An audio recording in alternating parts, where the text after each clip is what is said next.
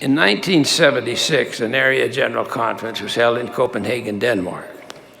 Following the closing session, President Spencer W. Kimball desired to visit the Vor Frue Church, where the Thorvaldsen statues of the Christus and the 12 stand. He'd visited there some years earlier and wanted all of us to see it, to go there. To the front of the church, behind the altar, stands the familiar statue of the Christus, his arms turned forward and somewhat outstretched, the hand showing the imprint of the nails and the wound in his side, very clearly visible. Along each side stand the statues of the apostles, Peter at the front to the right, and the other apostles in order. Most of our group was near the rear of the chapel with the custodian.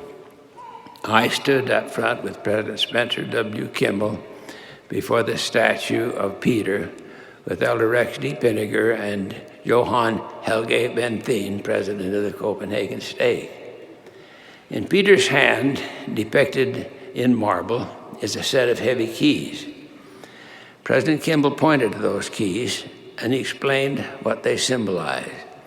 Then, in an act I shall never forget, he turned to President Benthien with unaccustomed firmness, pointed to those with his finger at him and said, "I want you to tell everyone in Denmark that I hold the keys. We hold the real keys, and we use them every day." I will never forget that declaration, that testimony from the prophet. The influence was powerful. The impression was physical in its impact.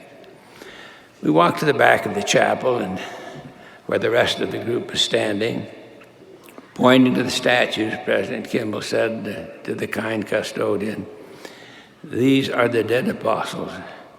Pointing to me, he said, "Here we have living apostles. Elder Packer is an apostle. Elder Monson and Elder Perry are apostles, and I am an apostle. We are the living apostles." You read about the 70s, the New Testament, he said, and here are two of the living 70s, Elder Pinniger and Elder Hales. The custodian, who up to that time had shown no emotion, suddenly was in tears. I felt I'd had an experience of a lifetime.